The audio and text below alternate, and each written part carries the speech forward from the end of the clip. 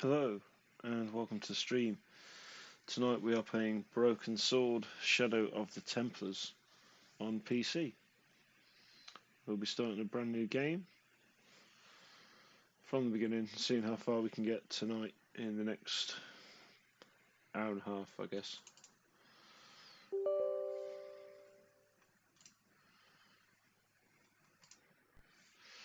Okay, hopefully we won't have any technical issues. I will let the cutscene play through and then I will start talking again. Okay.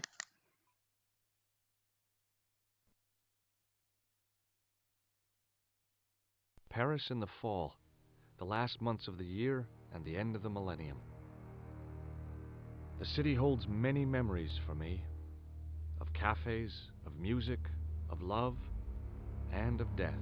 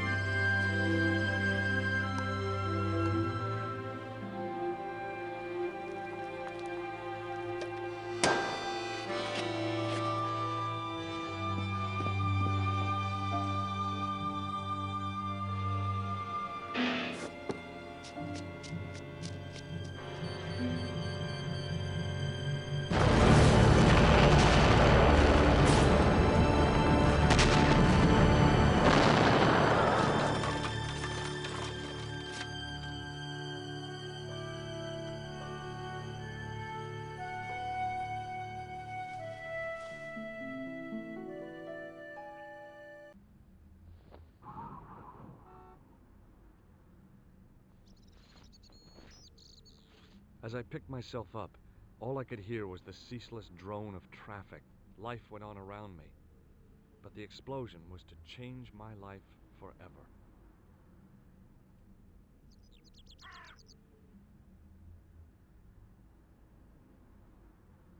Wrapped around the lamppost was a newspaper.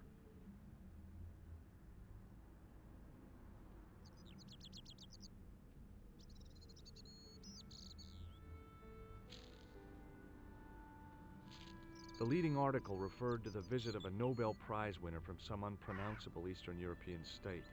That was the only news story. The rest was rumor, gossip, and sensationalism. Then I noticed the writing at the foot of the page. It read Salah ad-Din, 1345.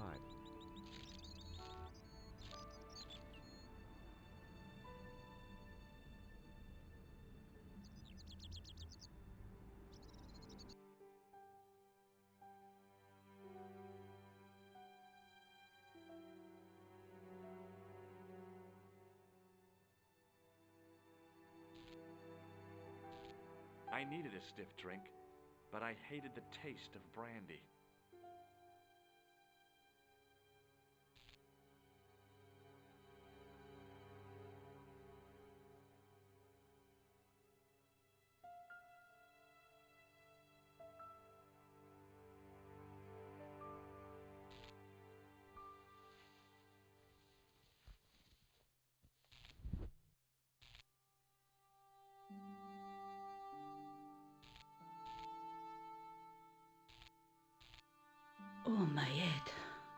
Never again. How much vodka did I drink? Oh, no, don't tell me. What is your name, Sherry? George Stobart, ma'am. Oh, American. She asked the question quite innocently, but I could sense her reserve. It was something which seemed to afflict all Europeans. You look like you could use a little help. I could use a little drink. I feel sick, dizzy, and bruised. I don't even remember the party. Just relax and take it easy. You've been knocked out. You don't say. What happened? There's been an explosion. You should try not to move. Are you a doctor? No, but I used to play hospitals when I was a kid. Can you remember anything at all? No. I need a drink. Pour me a brandy. Is that straight or with ice? Just give me the bottle with a teat on it. I guess a little drop won't hurt.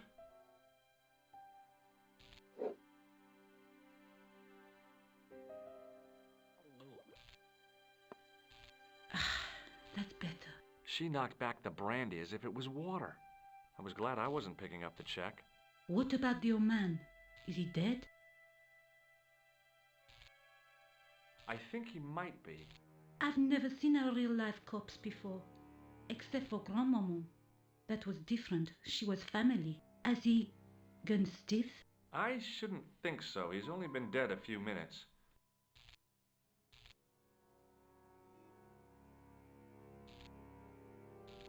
Do you remember what happened when the clown entered?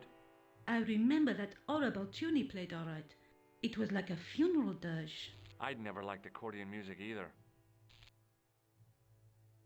Did the clown speak to the old man? No, he just laughed at him. Then he grabbed the old man's briefcase and ran out of the door. Did the old man try to stop the clown? Oh, he didn't have a chance. The clown dropped his accordion and ran out of the door. That's it. That's all I can remember. Did you see what the old man had in his briefcase? No, he didn't open it.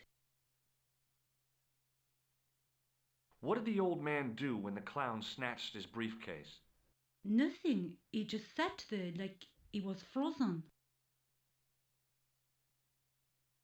Did you know the old man? No, monsieur. I never saw him before. How did the old man behave? Well, agitated. He kept looking about him at the door, at his watch. As if he was waiting for someone? Yes, I suppose so. He was worried about something, that's for sure. If you ask me, he was having an affair. He had that look about him, like a guilty husband.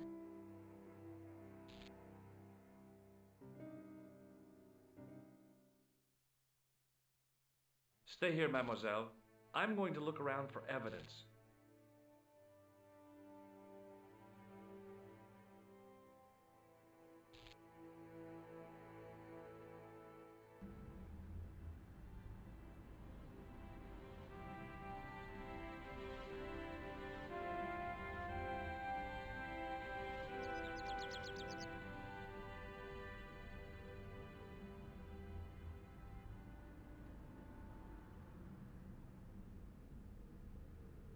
The umbrella had protected me from the bomb blast, but it was of no use to me now.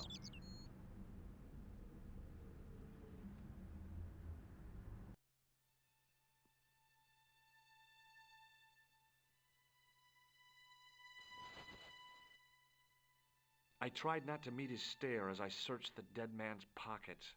No wallet, no papers, no credit cards. The guy's past was a blank page. I checked his pockets. Nothing.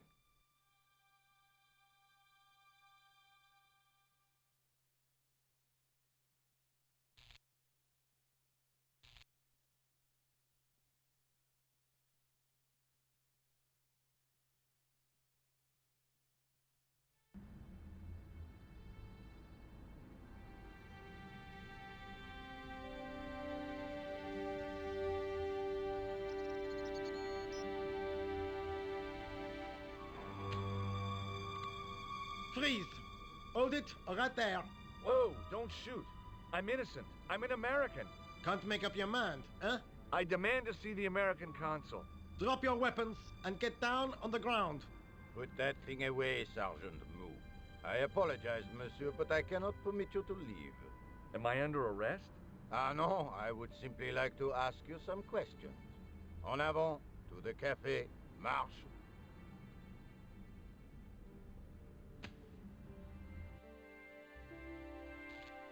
What a mess. This bombing is an outrage, is it not? Stop that, monsieur. Stop holding your breath at once. Has it occurred to you that he may be dead, Moo? Oui, monsieur, but I prefer to look on the bright side. Besides, I recall a case where the killer escaped by feigning death. However, in this case, the man is quite dead.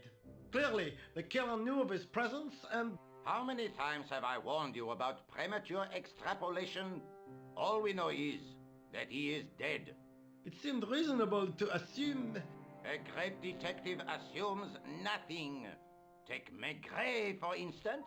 But he was a fictitious character, monsieur. Why, he was no more real than Poirot or Tintin. That's different, Moo. They were comedy Belgians. Anyway, it is unlikely that even you will learn much from talking to the dead. Examine the girl and take her statement, if you can.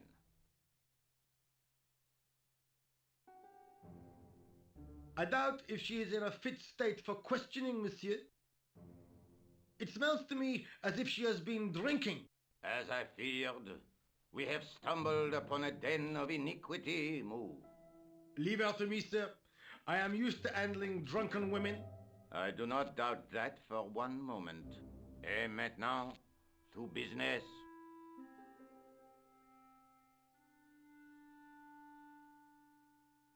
Your name, please? George Stobart. I'm from California.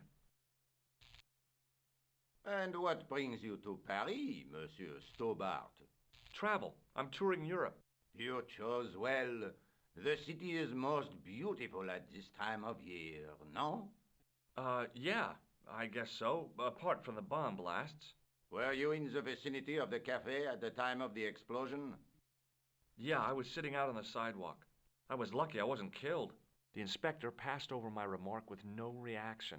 Did you see the deceased enter the cafe? No. Did you see anyone else in the cafe? Yeah, there was a guy dressed as a clown. He was carrying an accordion. An accordion? Bon, the picture is forming in my mind, and it is not a pretty one. Is the girl all right, Moo? She'll live if she survives the hangover. She doesn't remember seeing a clown, monsieur. That's odd, don't you think, monsieur?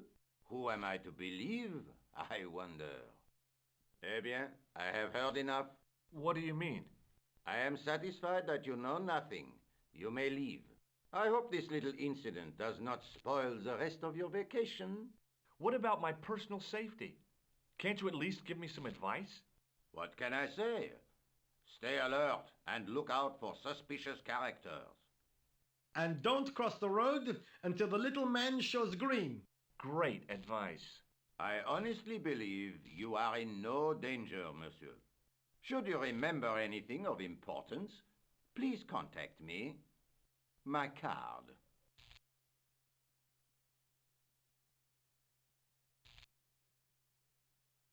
Thanks. That is all. You may go. There's not much to go on, monsieur. On the surface. No, it's not my first But playthrough. what lurks inside the subconscious? I've played this game many times, If the but door I am going to can let only it go be through opened. so Are we you can hear all the serious, dialogue. monsieur? I thought your interest in psychic detection was purely academic. Academic? You are about to witness a scientific breakthrough.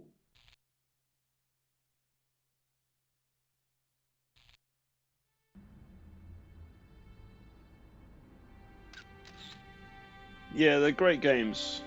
I've never played 3 and 4. I didn't like when they went to polygons, and I don't understand why they did it. Because I mean, the art style in this is magnificent. You can't beat this. Simple as. But yeah, they are great games.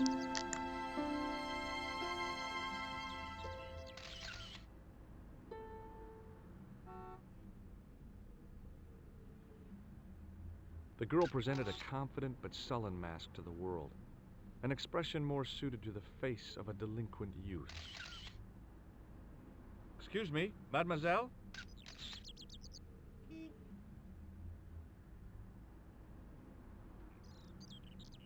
Hi, my name's George Stobart. Oh, an American by the sound of it. Yeah, that's right, on holiday in Paris. Some holiday, huh? You were here when the bomb went off? Sure was. Sat right out front of the cafe. Did you notice a middle-aged man, maybe 60, with an hat and overcoat? I couldn't believe it. She hadn't even asked how I was feeling. Yeah, he went inside just before the bomb exploded. You weren't related to him, were you? Oh no, nothing like that. I am Nicole Collard from La Liberté. What's that, some kind of nightclub? No, it is a newspaper. You're a reporter? I'm a freelance photojournalist. Say, you could interview me about the bombing. You know, an eyewitness account. Minutes after the outrage that shook the whole of Paris. You know, real-life drama, human No way. interest, that kind of stuff. I was going to try and play all of them. Did you see who planted the bomb? I'll see how it goes. Crazy, I'll do a but test he was beforehand dressed like a clown. on 3 Oh, and 4 God. because I'm a bit It's wary him of them. again. Have you met the clown before? It's a long story. I have plenty of time. I don't. Who's the guy you were supposed to meet? His name was Planter. I didn't know him, but he called me last night. He said he had a story which would interest me. He asked me to meet him at the cafe. I guess I'll never know what he wanted to tell me. Not unless you have Rosso's gift for psychic interrogation. Yeah, just be aware that 4 is never. I mean, I'm running this just on my normal PC. I was trying to run it on PC emulator. I was having some issues with the graphics cards. I'm going to try and get that working properly because I really want to play it that way. Yeah, short of building a PC circa 1998, I'm not really sure what else I could do. So, it is what it is.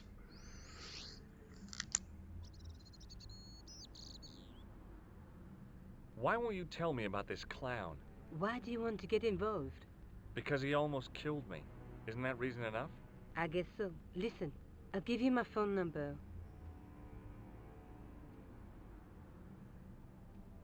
You help me with my story, and I'll let you in on what I know. And let's get one thing straight right now. This is strictly business. Okay, it's a deal. I have to go develop these pictures. À bientôt, monsieur. Fine, I'll, see you soon. So I want to use it via PC emulator because it lets me use my original disc, except I can build the PC emulator as per the specs that I would want it. So I could use like really high-end graphics cards, a really high-end processor through the emulator, and it should work fine. And I had it running like that earlier, but I'm having some sort of issue with the sound, and I need to go back and mess with all the technicals and try and get it right. So I'm just playing this on my normal PC this way, and it seems to be working fine.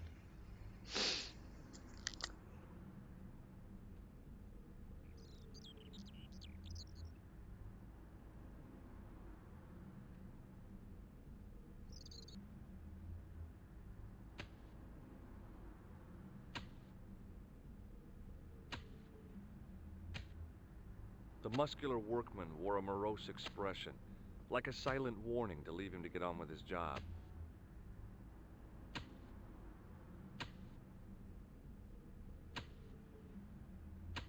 Hi, can you spare a few minutes? I thought you'd been arrested. No, it was a misunderstanding. When he pulled that gun, gah! I thought that was it. Those automatics pack quite a punch, you know? He made a mistake. He thought I was a terrorist. You? A terrorist? Ha! He was only doing his duty, I guess. I know what you're saying, but I know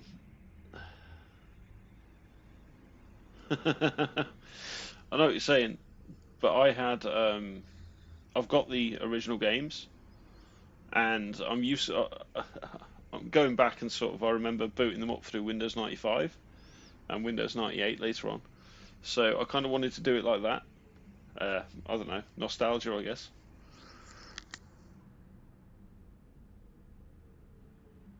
Would you like to read my newspaper? I haven't got time to read that. Can't you see I'm busy? You could read it on your lunch break. 10 minutes is all I get. And if my boss had his way, I wouldn't get that. He'd have me on a drip, so I didn't have to stop to eat. Oh, take the newspaper and quit complaining.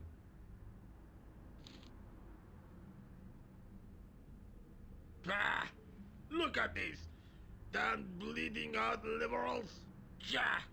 Save the dolphins. Catch them and eat them, I say. All that fuss over a bunch of fish. Nah, that's more like it.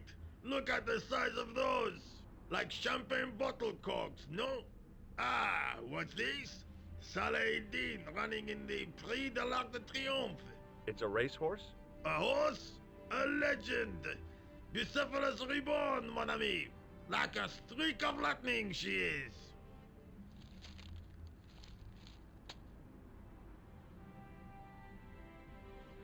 Do me a favor, won't you? Keep an eye on my hole. I'm off to put some money on that nag.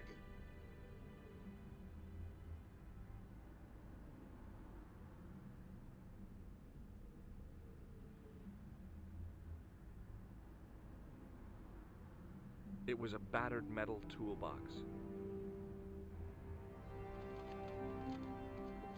I found a T-shaped tool in the box. I didn't know what it was, but it looked useful.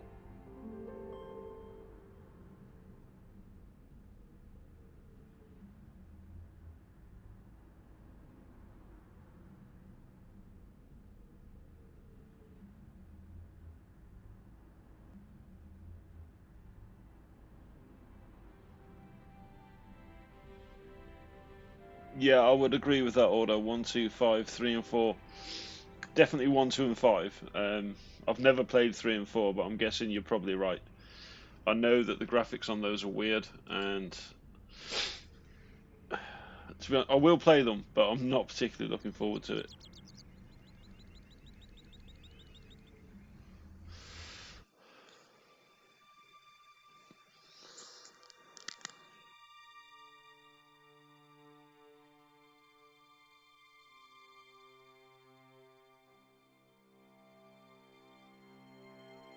It was a metal rod with a handle at one end.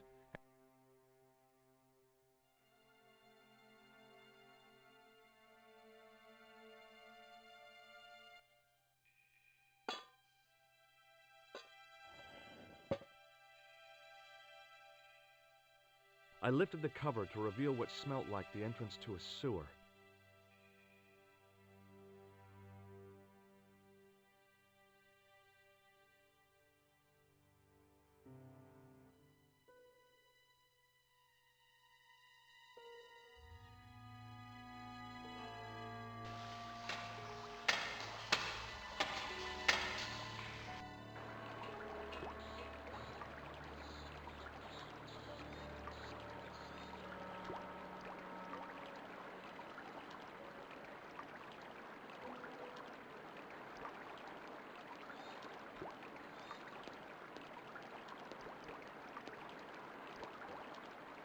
It was a shiny red plastic ball, sat incongruously on the slippery green slime floor. Yes, I played and completed Beneath Steel Sky yesterday. It took me 2.5 hours to actually get through the game. I had various technical issues before that, but it's on my vid collection if you want to go back and have a look at it, but it is there. It's a good game, definitely. Quite short, and I found the robot quite annoying, having to wait for him all the time. But other than that, yeah, really good.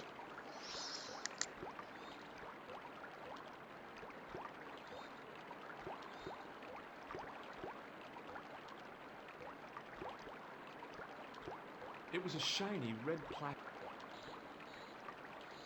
As I picked up the plastic ball, I realized it was intended to be worn. It was the clown's red nose.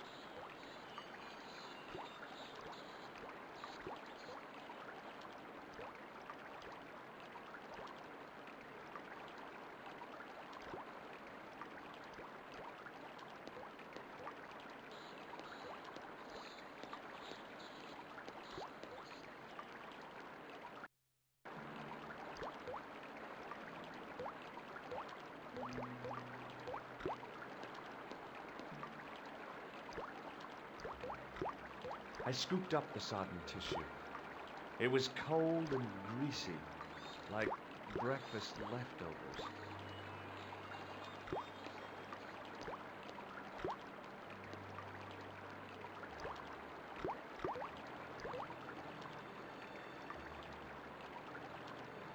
I took hold of the scrap of material and unsnagged it from the spike.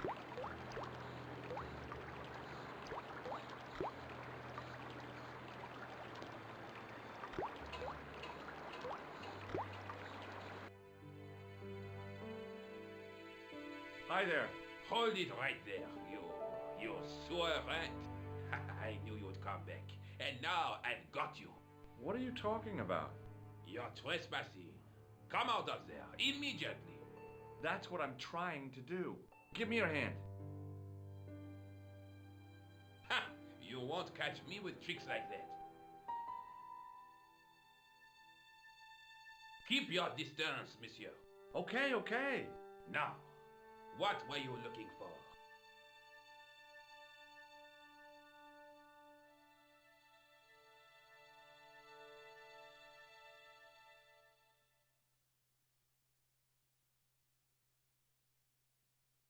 I was looking for a clown. Huh, ridiculous. Do you really expect me to believe that? He planted a bomb in the cafe and blew it up. What? The cafe? Blown up? Mon Dieu, that is awful. And you say the person responsible was dressed as a clown? That's right. He blew up the cafe, escaped into the sewer, changed his clothes, and came up here. Ah, mon Dieu. Then, the man I chased, do you think that man and the clown are one and the same? Well, yes, it had crossed my mind. Ah, that still does not explain what you are doing down the sewer. For all I know, you are in league with him. Oh no, I'm just a tourist. Haha, most tourists are content with the Eiffel Tower, the Louvre, or the Pigalle. I didn't realize my waste pipes were such an attraction. Perhaps you'd like to take a look at my card?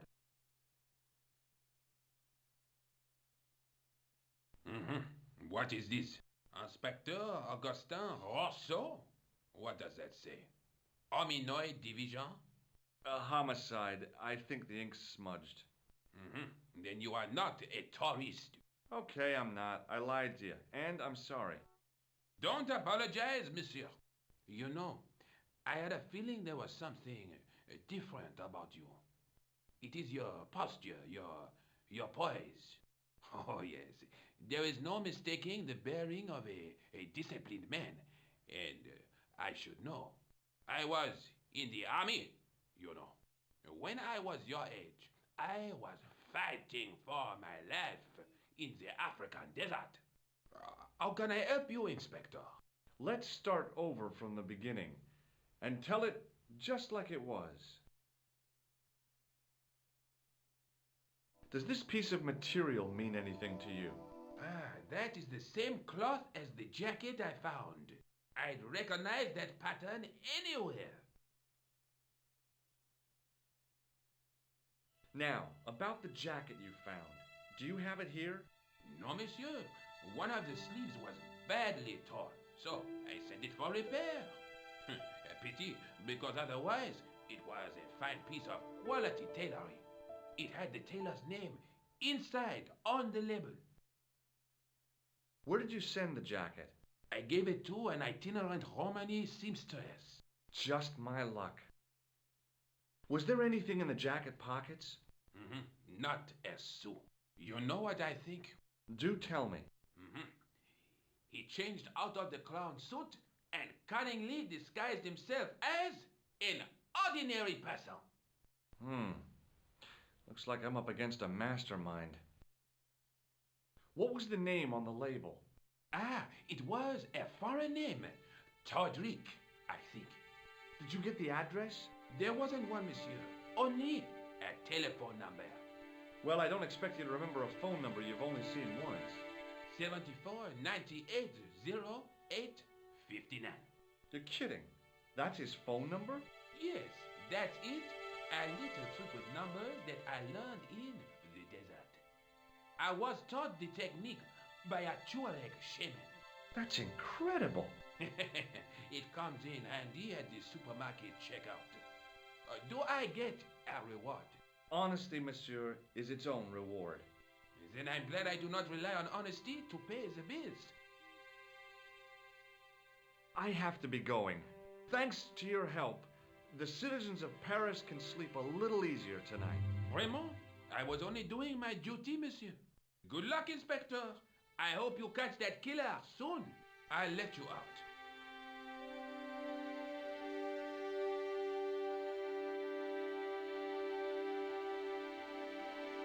I hope you find your man, Inspector. So do I.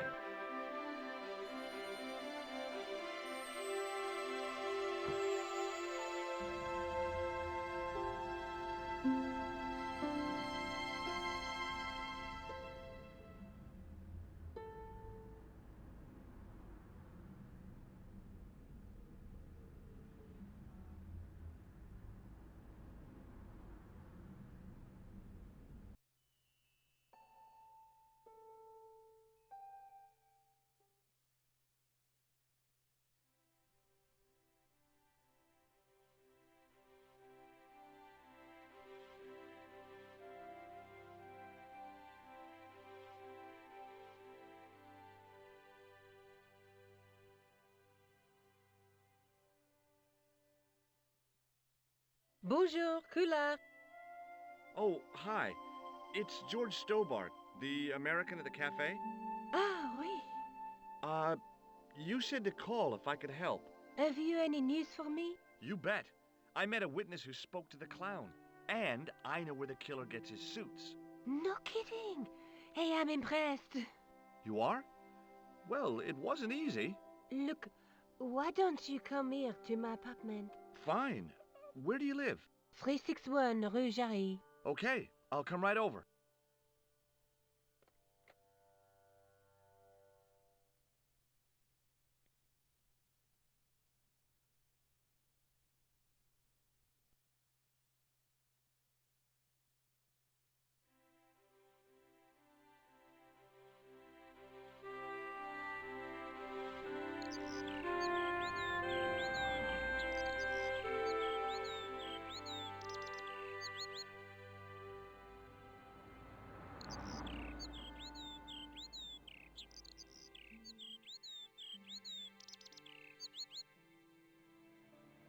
Oh, hi. Bonjour, monsieur. Would you like me to foretell your future? No thanks. I'm very good, and it only takes a minute. Thanks all the same, but I'm not superstitious. Besides, if it only takes a minute, that's not much of a future to look forward to. Do you know a young woman called Nicole Collard? Yes, I do. She lives upstairs from me, in the apartment block across the street. The door isn't locked, but you'll need to give it a gentle nudge. It sticks, you see, because of the damp. The landlord said he'd fixed it before winter sets in. He's been saying that for 3 years. See you later. That's right, monsieur. You will.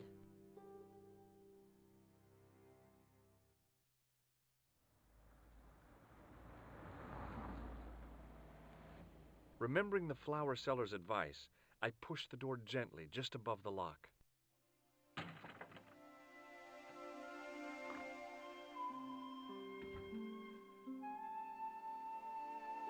Bonjour. I'm glad you could make it, monsieur. Please, call me George. Fine. I'm Nicole. Take a seat, George.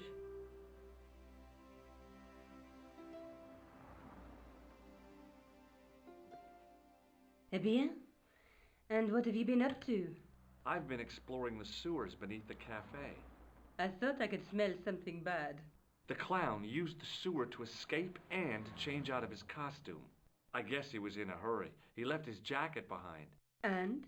I got his tailor's phone number. You had better luck than I did. Luck, she said. Luck! Hard work, I'd call it. What happened? I took my photographs to the editor, but he wasn't interested. Can you believe it? He told me to drop this story. But you're not about to do that. Oh, no. I am going to find out what's behind these killings. You know what I think? It's a conspiracy. The police in 3 different countries have kept very quiet about the murders. The press don't connect them at all. They blame them on political, religious, or militant minority extremists. Well, that covers just about everyone.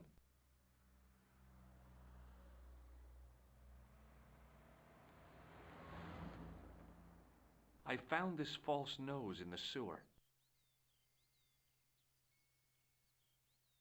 Hey, what's this inside it? The contents of someone's nose? Don't be cross, George. It says La Risée du Monde. Masks and costumes. It's a costume shop near the Gare Saint-Lazare. I'll check it out. Maybe the owner remembers who hired the clown costume. Why don't you put it on, George? No way am I wearing this. I'd look really stupid. Besides, you might have had a cold.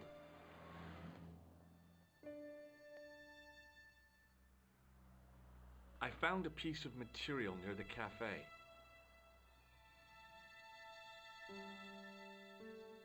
When I showed it to the concierge, he recognized it right away. It's very distinctive, all right. Just wait until you see this. I developed the film I shot at the cafe. Here, George, it's an enlargement I made. Look what that guy's wearing. Checkered pants. The same material as I found in the sewer. That's right. This guy shouldn't be difficult to find. Oh no? Take a close look at his left cheek. A scar. In the shape of a horseshoe. Oh, a crescent moon.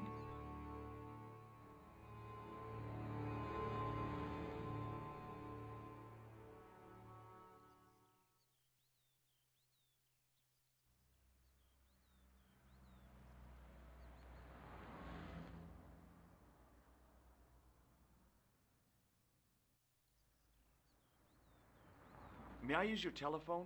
Sure, go ahead. Thanks.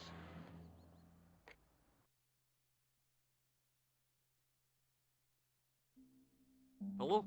Who is this? Hi. My name's George Stobart. You don't know me. Correct, Mr. Stobart. I don't. What can I do for you? Well, I'm trying to trace one of your customers. Could I maybe come over and talk to you? No. No, that's not possible. Oh, okay. Forget it. Listen, all I want is a name. What are you talking about?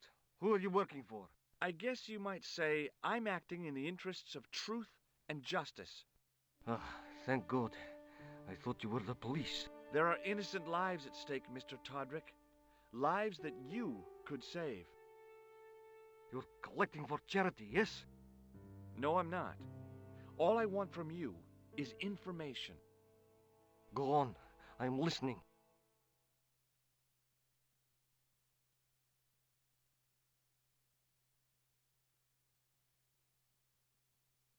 Did you make a suit for a man with a scar on his face? A scar in the shape of a crescent moon? Maybe. Maybe not. Tell me where I can find him and I'll leave you alone. And if I don't, I won't leave you alone.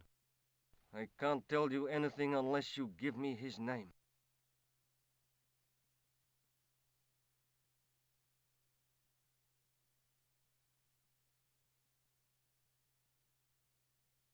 Thanks for nothing, Todrick.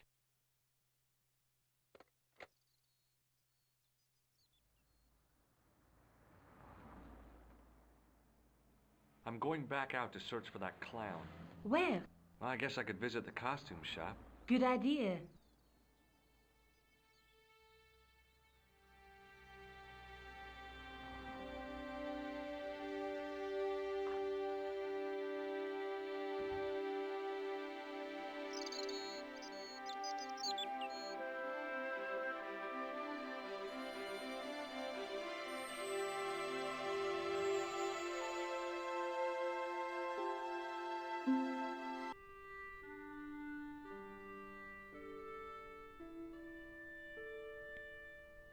Excuse me.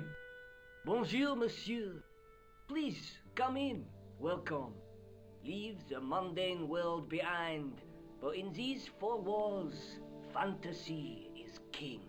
I don't want a costume.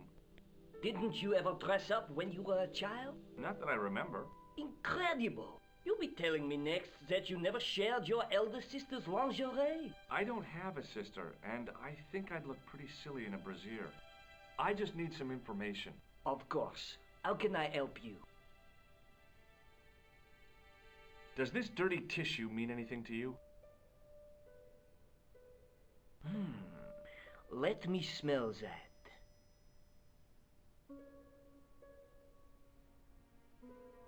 Bestheimer's number 7 white pancake. Theatrical grease paint, right? Oui, monsieur. La crème de la crème of Thespian accoutrement. Have you sold any of it recently? Yes, 2 cans. Do you recognize this man? Oui, monsieur. That is the man to whom I sold the grease paint. I remember the scar on his face. He chose 2 costumes.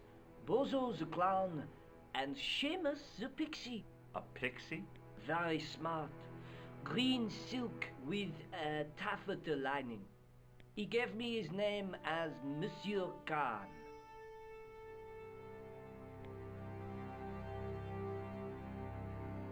Thanks for your help, buddy. My pleasure, monsieur. Allow me to shake you by the hand. Huh? Well, okay.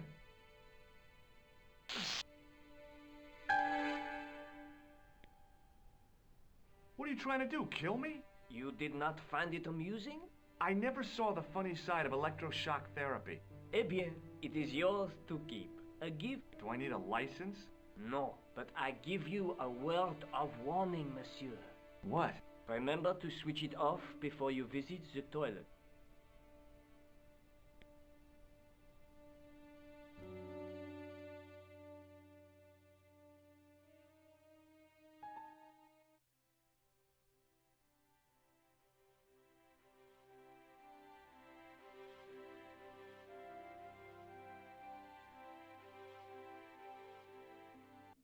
Hello?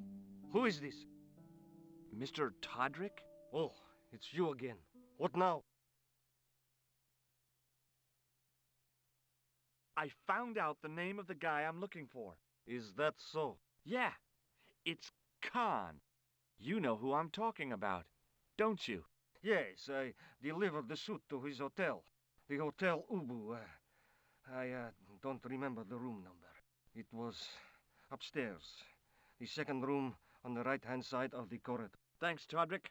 That's all I wanted to know. Now I've got you, Mr. Clown.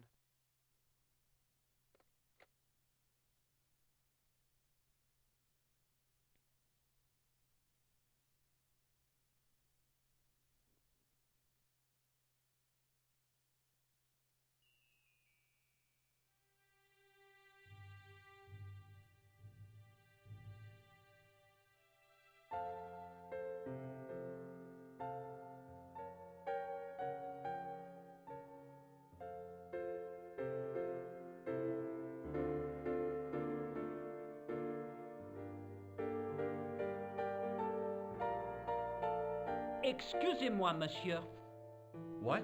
You were trying to steal that key, no? No way.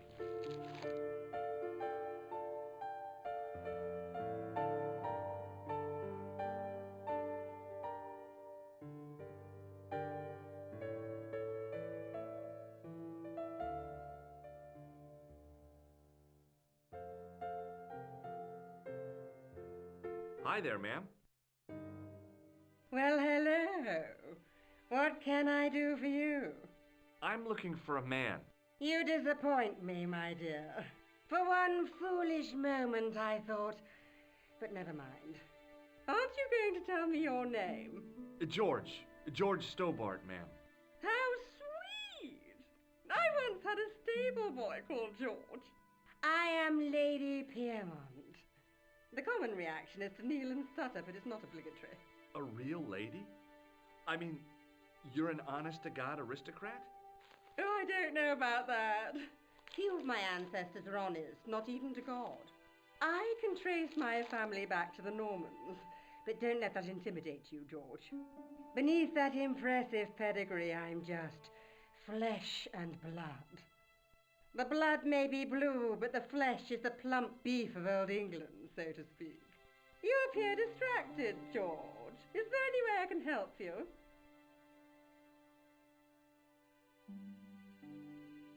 Do you recognize the man in this photograph?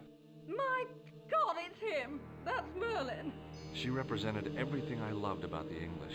The lady was totally deranged. Merlin? You mean King Arthur's wizard? Good heavens, no! Monsieur Merlin is a fellow guest.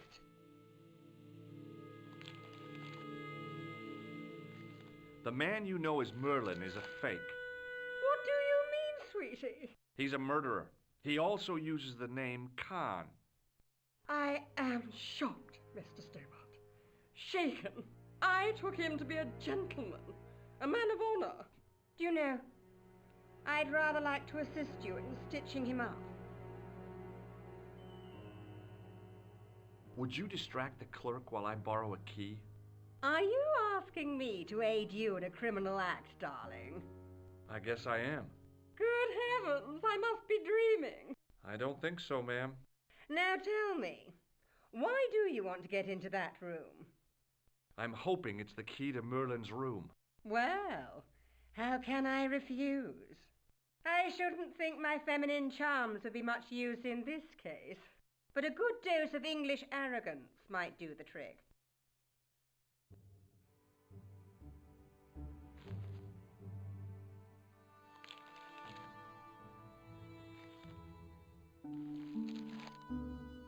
I say! You there! Flunky! Oui, madame. Listen carefully. You do understand English, don't you? But of course, madame. Good. I wish to deposit some jewelry for safekeeping. I understand. Are you quite certain? Oh, bien sûr, madame. Over to you, my dear.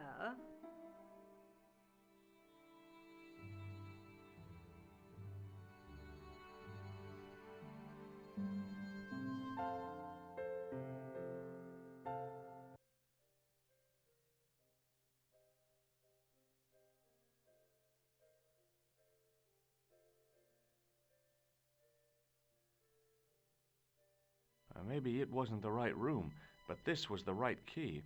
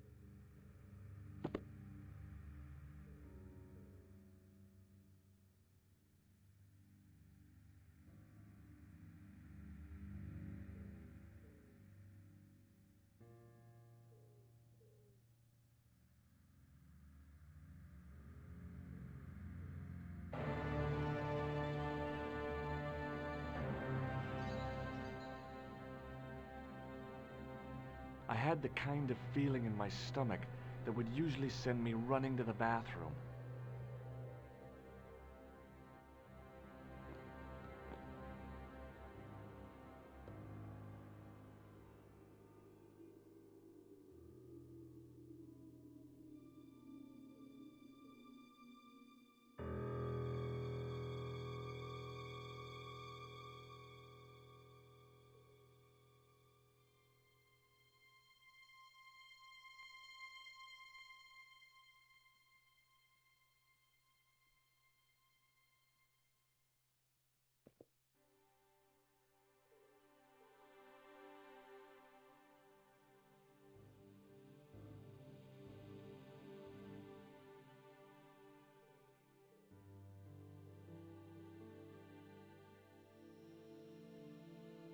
I couldn't believe my luck when I found 2 items in the pockets of the pants.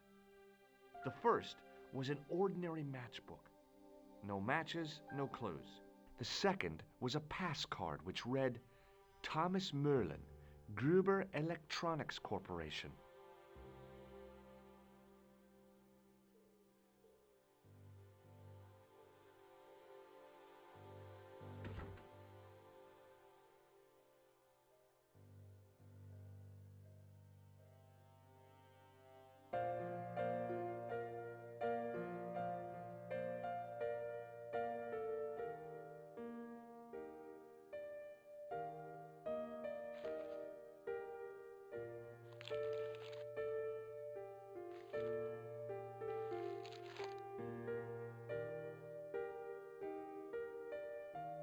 Hi, ma'am. Hello, George. What can I do for you now?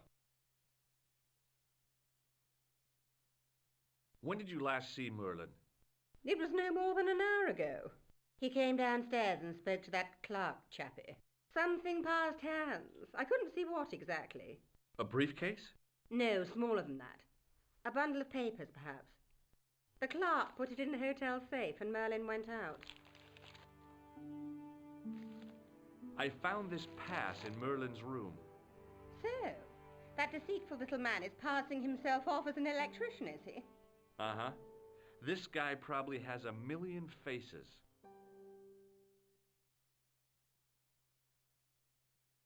I have to go, ma'am.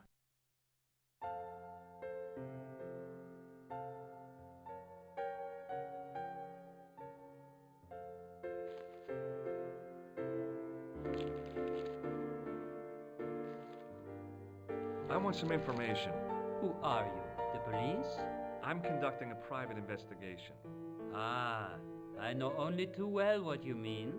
That is one of the drawbacks of the catering business. When people book into an hotel, they leave their morals at home, no?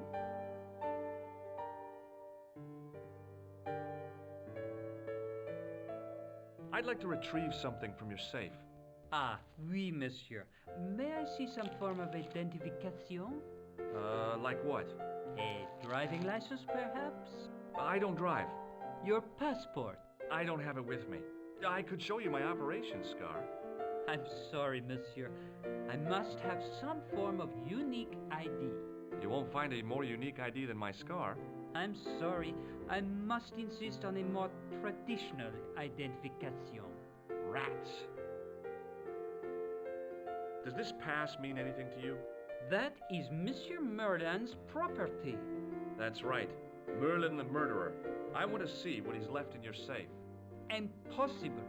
I cannot betray his confidence, no matter what you say he's done.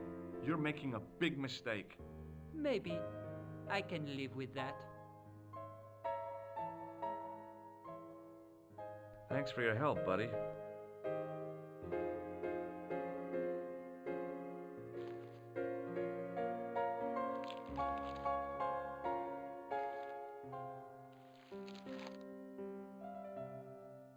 Hi, ma'am. Hello, George. What can I do for you now?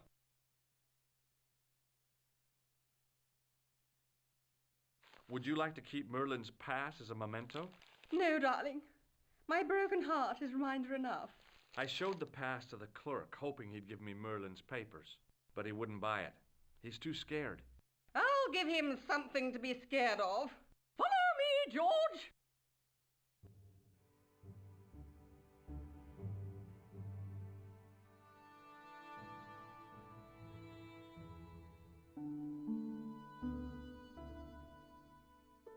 Did you place a package from Merlin in the hotel safe? I did, madame. And did my friend here show you Merlin's identification? Indeed he did, but... What's the problem? He isn't Merlin. A mere academic detail. Give him the package. But that is against the law. I happen to be a justice of the peace, you silly man. I am the law. If he tries anything, shoot him, George. My pleasure, Lady Piermont. One moment, please.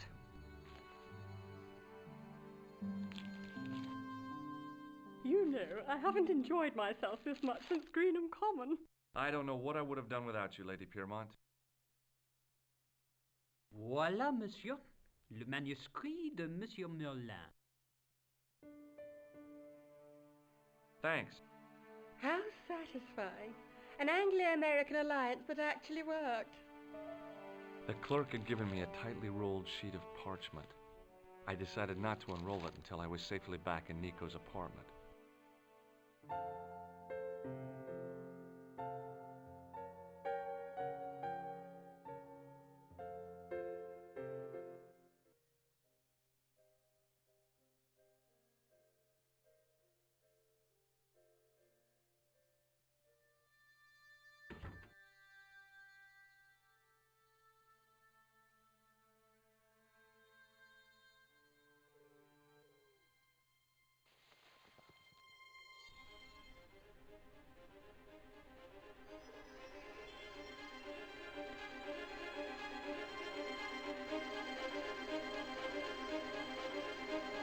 I knew this was no way to treat an ancient manuscript, but I couldn't let it fall into the hands of the goons waiting outside.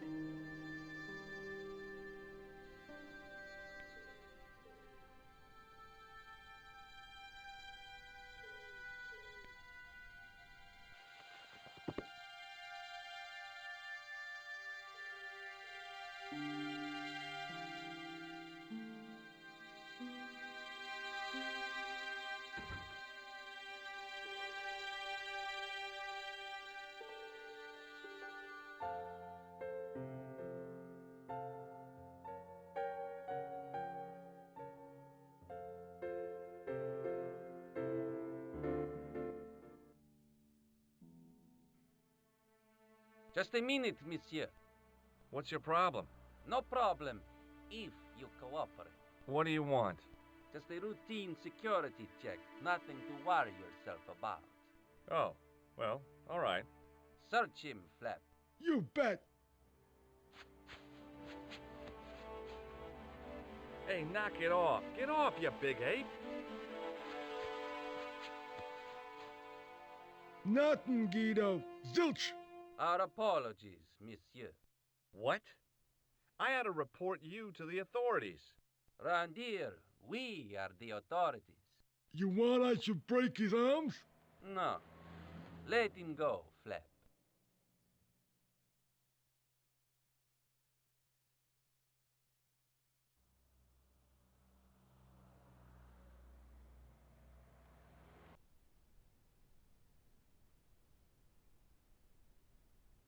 If the manuscript was what Flap and Guido were after, they were going to be disappointed. I couldn't wait to get back to Nico's apartment and check it out.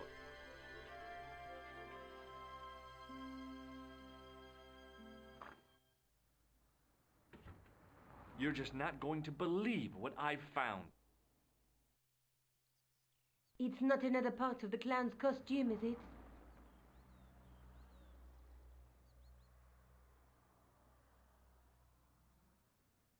It's a medieval manuscript. Khan left it in the safe at the Ubu. It's incredible. Is this what he took from Plantark? It could be, which means it's worth enough to kill for. Look there, two guys on the same horse. Oh, yeah. Maybe they couldn't afford one each. What of it?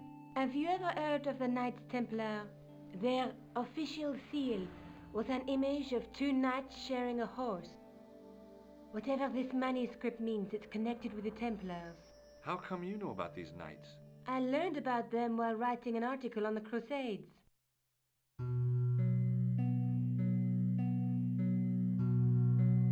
This guy, named Hughes de Payen, arrived one day at the court of King of Jerusalem. He offered to protect the Christian pilgrims from the displaced Muslim armies.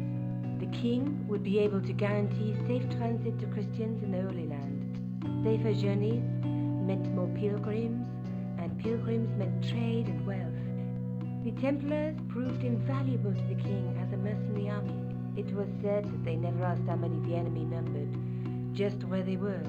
And as the years went by, the Templars grew in wealth and numbers. They were so rich, Even kings came to them for loans.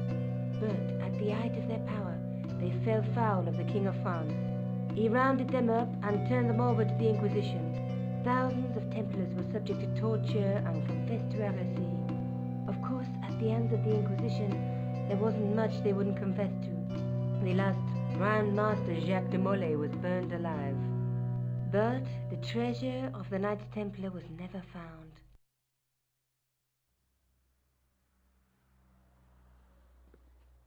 Jeez. So the treasure is hidden, waiting to be discovered? If there ever was a treasure, it's been lost for 600 years.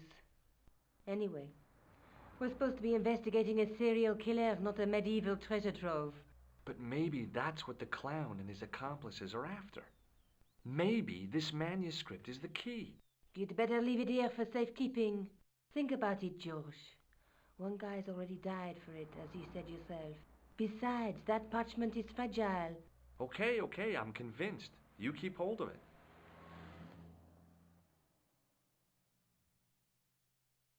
Let's take another look at the manuscript. Let's face it, we need help, George. Someone who knows about these things.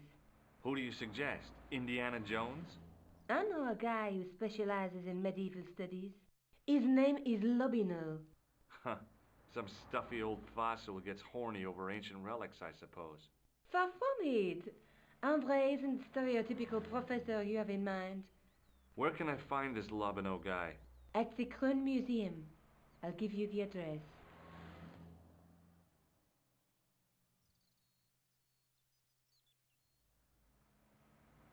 Maybe I'll check out the Kroon Museum. I'm sure you'll find it useful, George.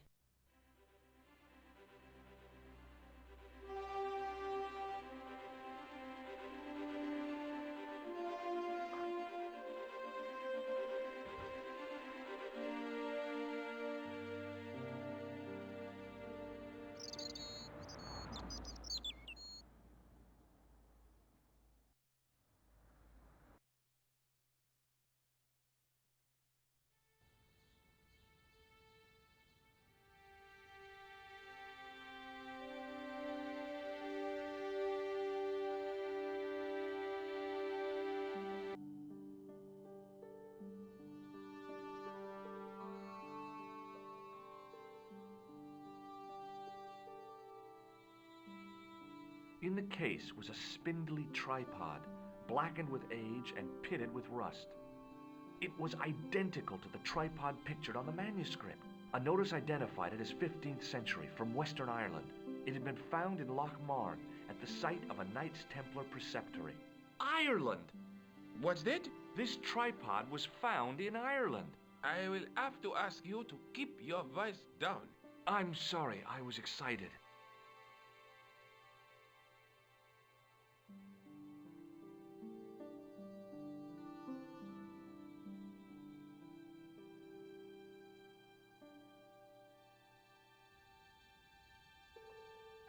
The tripod was definitely the one on the manuscript. The Templar connection confirmed it. I was tempted to go to Ireland to check it out.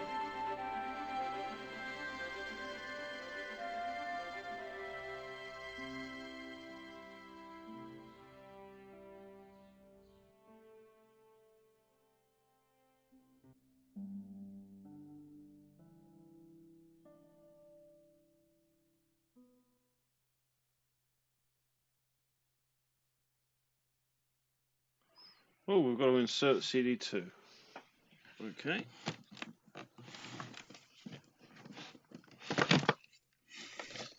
One moment. Sorry about the noise. Let's put CD2 in and press a key. Let's see what happens. The game may crash completely. We don't know.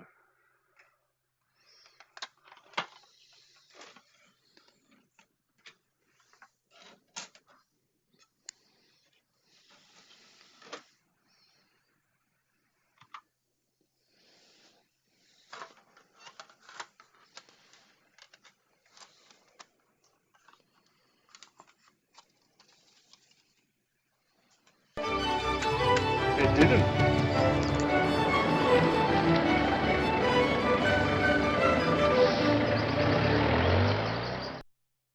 Several hours later, I arrived in Ireland, the Emerald Isle.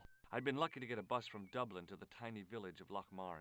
On the way out, the driver told me there was only one service a day.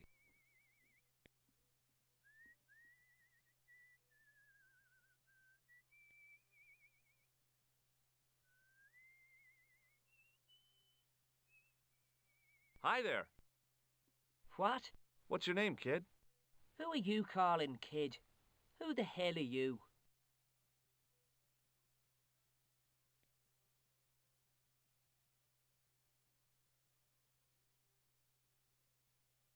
Rosso's the name. Murder's my game. Are you a detective? Let's just say I'm here to find the truth. Cool. Just like on the telly. Cut the crap and tell me your name. Liam McGuire. What are you doing hanging around the bar, McGuire? I'm on the run from me dad. Why? Did you do something bad? I ain't done nothing, boss. You can tell me, kid. Is it your dad? Oh, sir. He drinks every last penny down his evil throat. And there's me poor old mother, bedridden and dying of presumption. I tried to buy her medicine. Chopped firewood for Father Mahoney till me fingers bled. The old skinflint cheated me too. But I took the pennies he gave me back home. Look, Ma, says I, see what your darling son has earned with his own sweat and blood. When suddenly, me dad appears and grabs the loot. I'm off to Dublin, heavy drinking, says he. Watch out till I get back.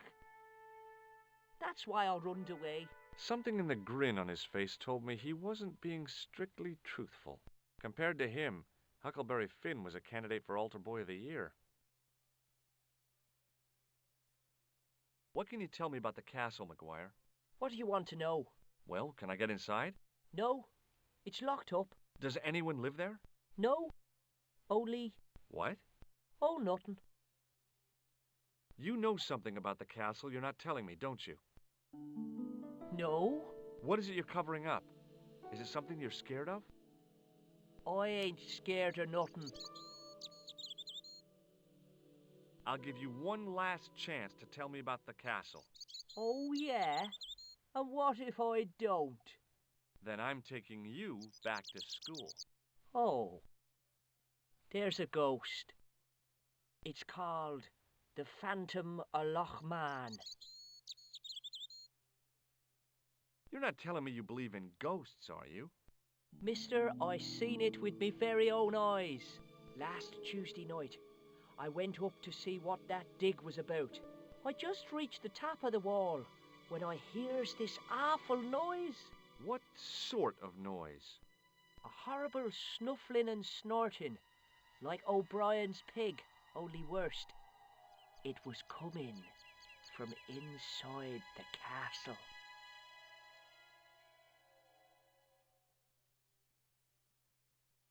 Did you find out what was making the noise in the castle? No fear. I just sat there on the wall like Humpty Dumpty. The moon was cracked and greasy like an old dinner plate. The yard was full of shadows. I could have been hiding anything. I would have gone home, but my legs had lost their stuffing. Did you get to see the ghost? Indeed I did. And a fearsome sight it is too. I sat on my arse, waited while the moon went down. Then out it comes from the shadows, all grey and tattered and hunched over like an old bent willow. Then I hears this spluttering and splashing and horrible laughter in the dark.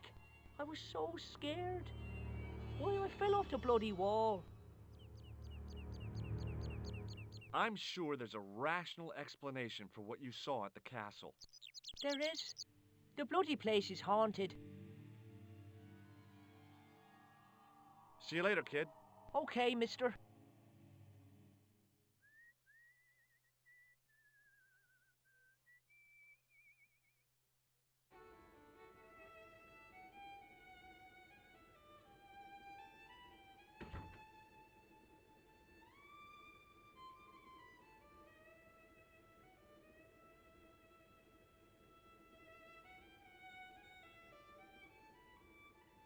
Hi there, old-timer. What? Nasty cold you've got there. As soon as the words left my lips, I regretted them. Is there such a thing as a cold which isn't nasty? I put the question to Father Mahoney. Father, says I, why were we born to suffer snot? What did he say? He said it's my reward for being out all night like a sinner. Pious prig. Anyway, this is no ordinary cold. 'Tis the hay fever. Pollinosis? Thank you. You're not a policeman, are you? Excuse me? Police? No, I'd know it if you were. Can you tell me how to get into the castle? Don't even think about it, me bucko. Lochmarn Castle is haunted. That's what the kid outside told me, but I don't believe it. Then you're a fool. Ghosts don't bother me. I still want to visit that castle. You can't. It's not open to the public. There's no one around to stop me, is there? That's right. Nothing human, anyhow. I'll see you later.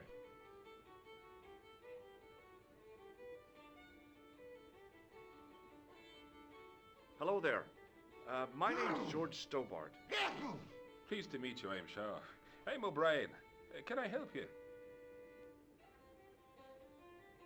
What can you tell me about the castle, Mr. O'Brien? It's a fine site now, isn't it? Dates back to the 10th century, you know. Most of the existing building was added much later, of course. Are the ruins open to the public? Oh no, it's much too dangerous. Anyway, there's nothing of interest remaining. Can you tell me about the tripod which was found at the castle? Now there's a bone of contention and controversy. It was dug up by an Englishman of the archaeological persuasion. Who was this Englishman? Professor Pegram, the same man who dug up the gem. Do you know where I can find Pegram? You're too late to meet that fella. Is he dead? Not that, but he's gone from the village. A sore point with our esteemed host, I might add.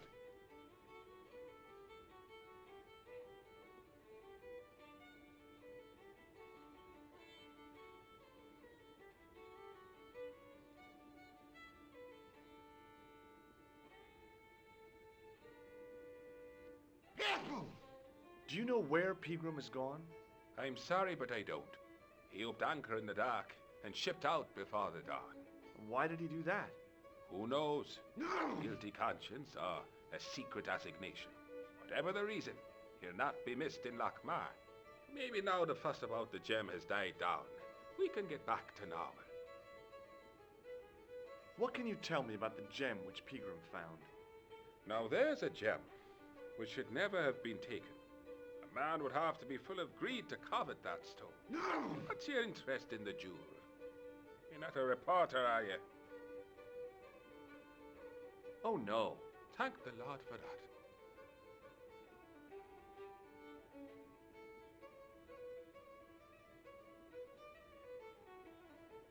Goodbye for now.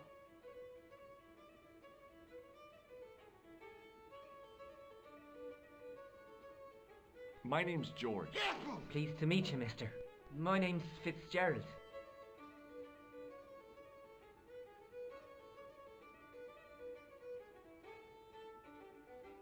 What can you tell me about the castle?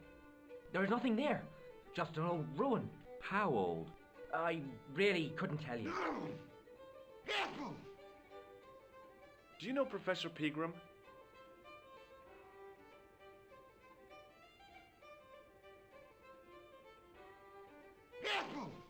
He's the archaeologist, isn't he? That's right.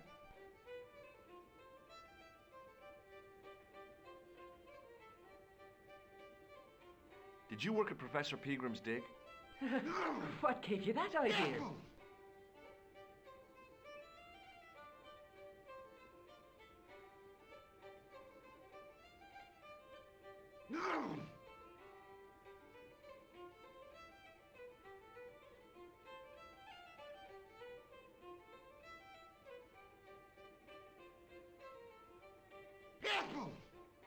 Have you heard about the gem which Pegram found? I heard a rumor, but you can't believe everything you hear or see, can you?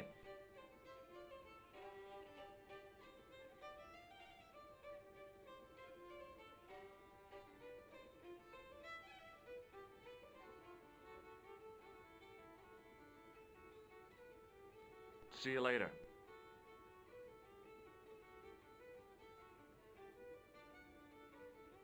Hi, my name's Stobart, George Stobart. Hello there, mister. What can I do for you?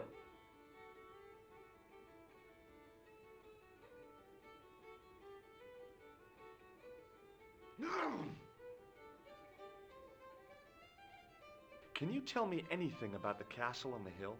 Oh, I don't know much about anything. You should ask Mr. O'Brien here. He does joined up writing. Would you be one of them history fellas yourself? Oh no, I'm here on vacation. What's that? A vacation part. It's what the Americans call a holiday. Oh, right. In Lochmarn? You come to Lochmarn for a holiday? Sure, it's a very pretty place. Where the hell are you from, mister? California. I know it. That's where the prunes come from. Yeah, amongst other things. Do you know Professor Pegram? Do I know him? Do I know the good professor himself? No, I don't. I mean, I know who he is, but I don't know him to talk to. Do you know anything about Pegram's excavation? Only that he didn't have the right tools for the job. What he needed was shovels and a JCB. Pegram was digging for historical remains, not coal. Is that a fact? What the hell for? It's the science of archaeology part. Understanding how people used to live by what they've left behind. One day archaeologists might be digging up our remains. Imagine that, Mr. O'Brien. I wonder what they'll find. Well, it won't be arrowheads and beakers. Fast food cartons and flavoured condoms, more likely. Did anyone from the village work at Pegram's dig? I tried it myself, but that high and mighty history man called me incontinent. What a nerve. Hadn't I dug more holes than the rest of them put together? Do you remember seeing Sean Fitzgerald at the dig? Let me see now. I think me brain box needs a spot of lubrication.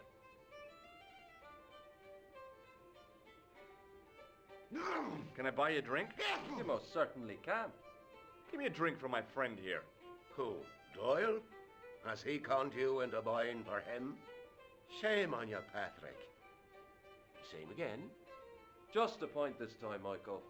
1 point of brown coming up.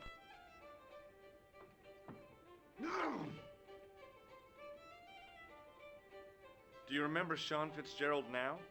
I can picture the scene as if it was only last week. Come to think of it, it was only last week. Fitzgerald was there all right. Him and a bunch of students. He was speaking with the boss man. Is it true that Pegram found a valuable gem? What? First I heard of it. Where have you been, Pat? That gem is the talk of every town from Lochmarn to Ballydoon. Nobody told me. The lucky sod. So that's why he scampered.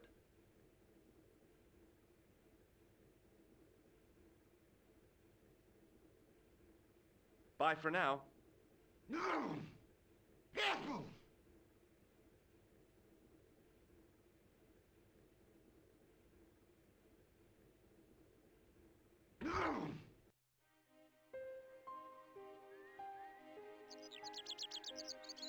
The lad was doing his best to express his adolescent aggression.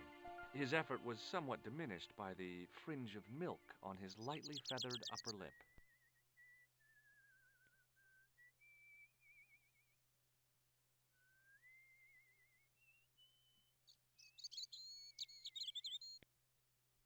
Hey, McGuire. What do you want to know? Do you know a man called Pegram? Can you describe him like on the telly in the cop shows? He's an English archaeologist. I know the man you mean if he's the one. Can you tell me where I'd find Pegram? No, I can't, 'cause he's not here now, but if I sees him, I'll ask him. Do you know what Pegram was doing in the castle? Digging for buried treasure. Jewels and gold and skeletons, like in the films. Do you know anything about Pegram's dig? He wouldn't let me anywhere near it. I offered to help, but he chased me off. I didn't want to see his smelly old hole anyhow. Did anyone from the village work at the dig? Pegram bought some students and bums with him. He reckoned no one in Lochmarn would know what to look for. The only local guy who worked for him was Sean Fitzgerald. Fitzgerald says he's never been anywhere near the dig. He's having you on, mister. Are you sure Fitzgerald worked at the dig? Oh, yes. It was him, all right. Would I tell a lie? Well, he denies it. I saw them together only last night. I wish you'd told me that sooner. What were they doing? Pegram gave Fitzy a box. He didn't look too happy about it. I knew it. But how am I going to persuade him to part with it? Break his fingers. Nah, I couldn't do that. I could. Thanks for the offer, kid, but I'll try a more subtle approach. Chinese burns? What's Fitzgerald scared of? Everything and everyone. So I shouldn't have any trouble getting him to talk. He's a pushover, but don't scare him too much. Try the soft touch. Butter him up a bit. I heard that Pegram had found a legendary gem. That's right. It's been the talk of Lochmarn all week. You haven't seen the gem, have you? Hell no. I reckon Pegram made off with it.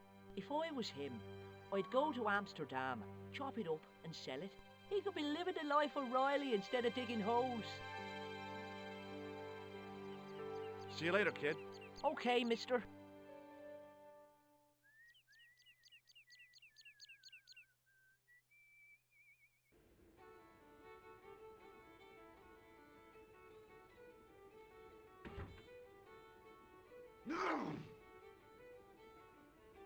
Hello.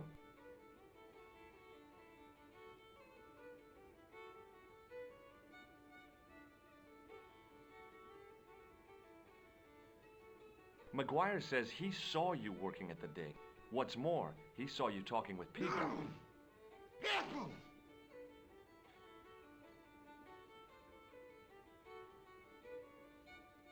I knew this would happen. I knew I'd get caught.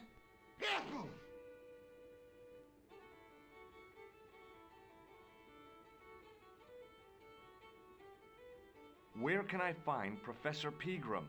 I heard he's gone fishing. I don't know where.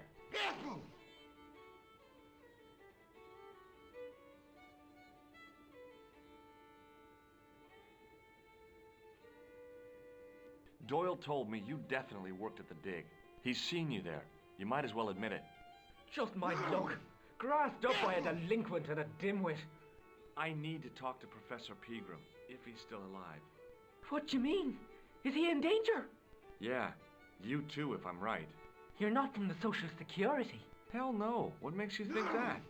Well, I was claiming benefits at the same time I was working for Pegram. I'm not in a position to make judgments, Sean. That's between you and your conscience. All I want is to talk to Pegram about the gem. But he's not here. I know that. But he left that package with you, didn't he? So where did Pegram go? I don't know. I swear it. He came to see me early this morning. Said he was leaving.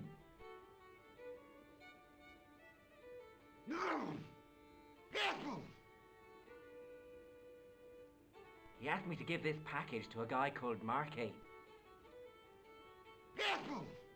Show me what's in the package, Sean.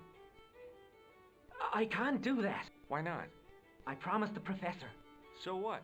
You didn't have any qualms about your benefit scam. So where's the harm in taking a peek inside Pegram's package? You don't know these people. I can't. I don't dare. This is your last chance to show me the package, Fitzgerald. I've been patient with you, but now it's time to kick ass. But he'll kill me. Who will? The man from Paris. Jack Marquet. Pegram told me if I gave him the package unopened, I'd hear no more about it. But if I double-crossed Marquet, I'd be dead. I'll deal with Jacques Marquet. Give the package to me. No! Why should I trust you? I don't know who to trust anymore. I wish I'd never even heard of the Lochmarn gem.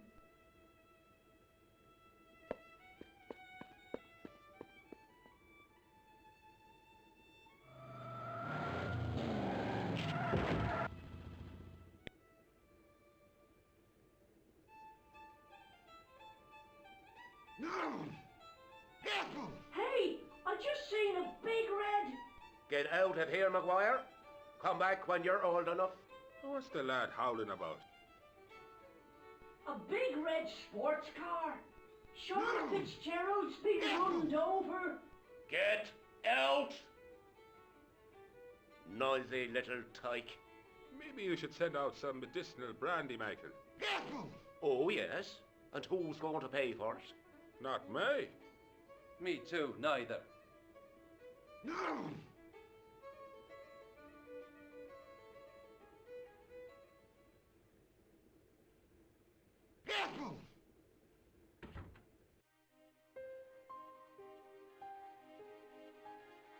I was telling the truth about Fitzy, mister.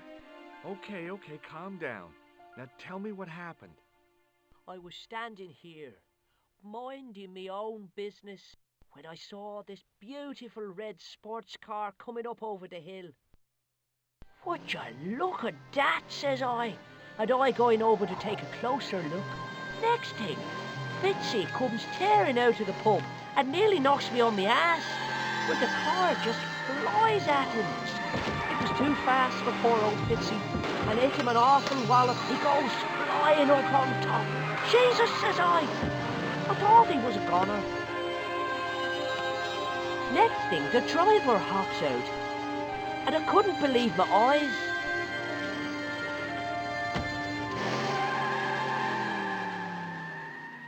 He was dressed like a bloody pixie.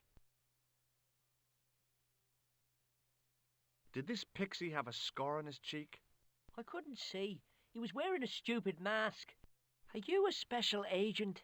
Sorry to disappoint you, kid, but I'm not.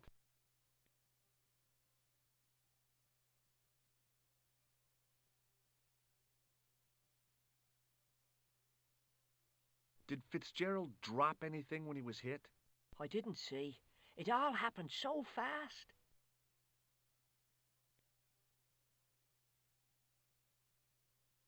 See you later, kid. Okay, mister.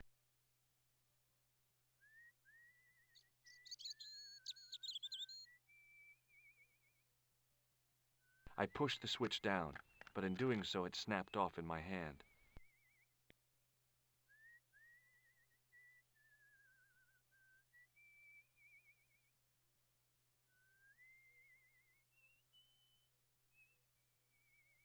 Okay. So, yep, that's about an hour and a half. That's about all I can do this evening. So I'm going to save.